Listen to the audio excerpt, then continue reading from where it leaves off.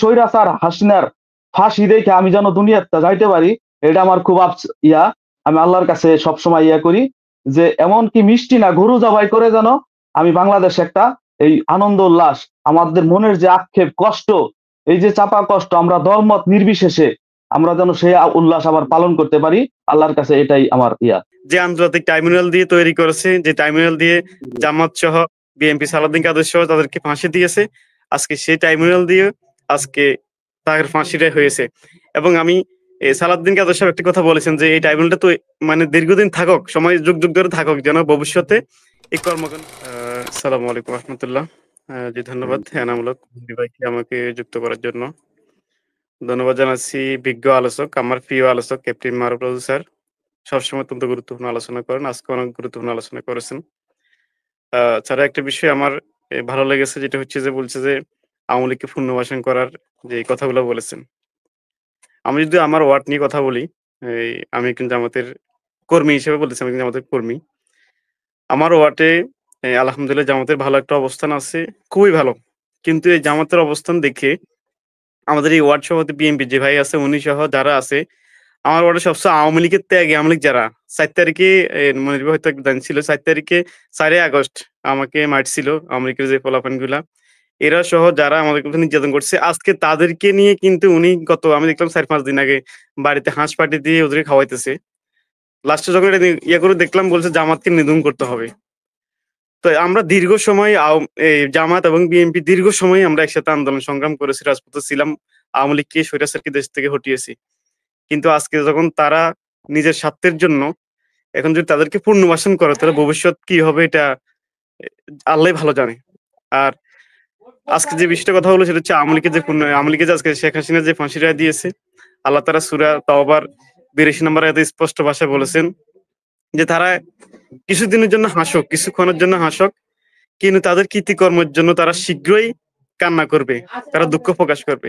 সেটা আজকে আমরা দেখেছি যে আন্তর্জাতিক ট্রাইব্যুনাল দিয়ে তৈরি করেছে, যে ট্রাইব্যুনাল দিয়ে জামাত সহ বিএনপি সালাউদ্দিন কাদের সহ তাদেরকে ফাঁসি দিয়েছে, আজকে সেই ট্রাইব্যুনাল দিয়ে আজকে তাদের ফাঁসিটা হয়েছে।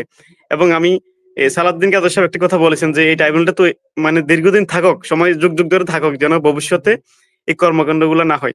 আমি যতটুকু জানি ক্যাপ্টেন মারুফ স্যার বিএনপি সমর্থিত আছেন। আপনি যদিও বিএনপি সমর্থন করেন, আমরা বিএনপিকে ভালো জানি।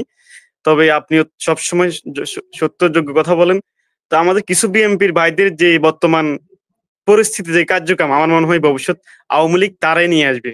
এই বিষয়ে একটু কথা বলবেন। সালাম আলাইকুম রহমতুল্লাহ। জি, ধন্যবাদ। রনি, এমডি রনি খান, আনমিউট করেন। জি। ধন্যবাদ মনির ভাই সহ ক্যাপ্টেন মারুফ রাজু স্যারকে। আসসালামু আলাইকুম। মনির ভাই কেমন আছেন? রাজু স্যার কেমন আছেন? অনেকদিন পর আসলাম মনির ভাই, আপনার এই টক শোতে নিয়মিত আসতাম আমি, আপনি হয়তো চিনেন আমাকে।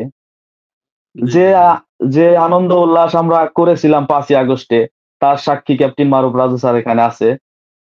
শেখ হাসিনার পতনের দিন যে আমরা যে খুশি হয়েছিলাম, যে আনন্দ পেয়েছিলাম, যে আশায় আমরা এই গণ অভ্যুত্থানের যারা সাক্ষী এখনো আছি, যে এইরকম একটা রায় হবে সেটা আমরা অবশ্যই আশাবাদী। কিন্তু দেখেন মনির ভাই, একই সাথে খুশি আবার একটু কষ্টও লাগে। সেটা হচ্ছে দেখেন যে এই যে 32 নম্বর, যেটা নাকি এই আতর ঘর, এই স্বৈরাচারের যে আতর ঘর, সেই আতর ঘর রক্ষার্থে দেখেন সরকারের ভূমিকাটা। আজকে তো এখান থেকে একটা রায় আসার কথা ছিল যে 32 নম্বরকে একটা ঘৃণাস্তম্ভ হিসাবে এই প্রতিষ্ঠিত করা। বাংলাদেশের মানুষ, আমরা যারা এই 24-এর এই গণ অভ্যুত্থানে যারা আমরা এই স্বৈরাচার আন্দোলনে যারা যুক্ত ছিলাম, তারা সেখানে যেন ঘৃণা সেখানে যেন একটা ঘৃণা স্তম্ভ থাকে এবং এমন একটা সিম্বলিক থাকে যে যুগে যুগে মানুষ মনে রাখে। অথচ দেখেন সেটা রক্ষার্থে দেখেন তাদের ভূমিকাটা কিন্তু সন্দেহজনক। আর একটা কথা বলে শেষ করি মনির ভাই, যে এই যে শেখ হাসিনা সহ যাদের রায় হইলো আজকে, আপনি আইজিপি মামুনের কথা দেখেন, তার দিয়ে এমন কোন অপকর্ম হয় নাই বলেন। এই যে মারুফ রাজু স্যার আছে, সে এমন কোন অপকর্মের সাথে জড়িত নাই যে এমন কোন অপকর্ম করে নাই। অথচ যারে ফাঁসি দেওয়া সম্ভব তারে দিল 5 বছরের কারাদণ্ড। আর হাসিনার ফাঁসি হবে কি হবে না সেটা নিয়ে আমরা এখনো সন্দেহ পোষণ করি। তা আর একটা কথা বলি যে দেখেন এই যে আব্দুল আল কাফি যেগুলা আশুলিয়াতে যে ভ্যান ভর্তি লাশ পোড়াইছিল, তারপরে এই যে যে আপনার আরো যারা আছে এই যে দীর্ঘ ১ বছরে কম ১০০ লোক ফাঁসি দেওয়া যায় তো এরকম, যারা সরাসরি সম্পৃক্ত ছিল, অথচ এদের কোনো এদের কোনো রায় আজও কিন্তু হয় নাই। আর ভবিষ্যতে আমি এটুকু আশা করি মনির ভাই, যে আমি যেহেতু ৫ই জি, আগস্টে আপনি জানেন যে মিষ্টি বিতরণ করছিলাম ওই শেখ হাসিনা পতনের পরে। এবার অবশ্য মিষ্টি বিতরণ না, আমি চাই যে শেখ হাসিনার মরার আগে একবার হইলেও এই শেখ হাসিনার বাংলাদেশের ইতিহাসে কোনো নারী আসামির ফাঁসি হয় নাই। আমি আবারও বলছি, বাংলাদেশের ইতিহাসে কোনো নারী আসামির ফাঁসি হয় নাই। এই স্বৈরাচার হাসিনার ফাঁসি দেখে আমি যেন দুনিয়াতে যাইতে পারি, এটা আমার খুব আমি আল্লাহর কাছে সবসময় করি যে এমন কি মিষ্টি না গরু জবাই করে যেন আমি বাংলাদেশে একটা এই আনন্দ উল্লাস, আমাদের মনের যে আক্ষেপ কষ্ট, এই যে চাপা কষ্ট, আমরা দলমত নির্বিশেষে আমরা যেন সেই উল্লাস আবার পালন করতে পারি। আল্লাহর কাছে এটাই আমার ঠিক আছে, ধন্যবাদ জি, মারুফ রাজু স্যার। আর মনির ভাই আপনাকে অনেক ধন্যবাদ। অনেকে জি। নিয়মিতই দেখি আপনাকে টকশো, কিন্তু ধন্যবাদ। আসা হয় না। ভালো থাকবেন। আল্লাহ হাফেজ। জি, সালাম আলাইকুম। ধন্যবাদ আপনাকে, ধন্যবাদ। মামুন, মামুন সাহেব বলেন। ওয়ালাইকুম হ্যাঁ, আসসালাম। বিসমিল্লাহির রহমানির রহিম। সম্মানিত উপস্থিতি, আসসালামু আলাইকুম। মারুফ রাজু স্যারকে আমি তো সবসময় একটা সত্যের প্রতীক হিসেবে ধরে নেই। তা তিনি তো সবসময় সত্যের কথা বলেন। রনি ভাই, একটা কথা আপনি একটু চিন্তা করেন, আপনিও আমার দর্শক ভাই। আমরা সবসময় যারা দর্শক এখানে উপস্থিত হই, ওই গোটা বাংলাদেশ মিলে ১০, ৫০, ২০ জন দর্শক হব, যারা সবসময় সত্য আর ন্যায়ের পক্ষে কথা বলি।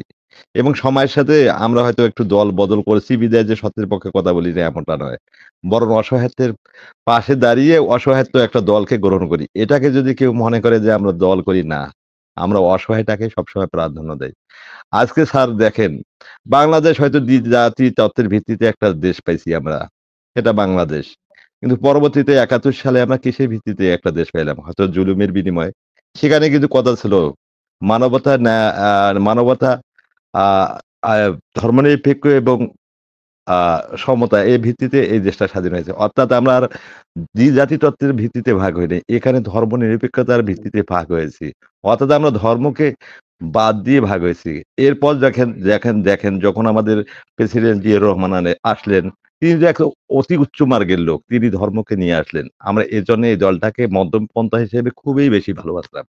এবং আমরা মনে, মনে চাইছিলাম যে আম বিএনপি একটা ধর্মকে বাস্তবে রূপ দান করার মতো একটা দল। সেখান থেকে আজকে দূরে সরে যাচ্ছে। আর দূরে সরে যাওয়ার কারণে যেমন শেখ হাসিনা দেশ থেকে পালাইলেন শুধু ধর্মের বিরোধিতার কারণে। আজ একই কাজটুকু বিএনপি করতেছে। তুলি আপা বললেন, মানুষ একটা পুরুষ কোন ক্ষেত্রে ৪ টে বিবাহ করতে পারবে? এ অধিকার কি আমাদের বোনেরা দিয়েছে? এটা তো ইসলাম আমাদের দিয়েছে। আমরা কি সবাই ৪ টে বিবাহ করতে চাই? কয়জন লোক আছে ৪ টে বিবাহ করে? কিন্তু ইসলাম যে আইনটাকে এখানে বৈধ করলো, কি এমন ঠেকা পড়ছিল স্যার? এই আইনের বিরোধিতা করতে হবে। এই বিষয়গুলো না আমাদের হৃদয়ে রক্তক্ষরণ করে। তারা কি বুঝতে পারে না যে আমাদের এখানে ৯০% দেশের মুসলমান, এখানে মানুষ ইসলামকে অধিক প্রিয় ভালোবাসে। জীবনের জি, তুলনায় বেশি মাইকের সামনে ভালোবাসে। ধরেন এটা তাহলে।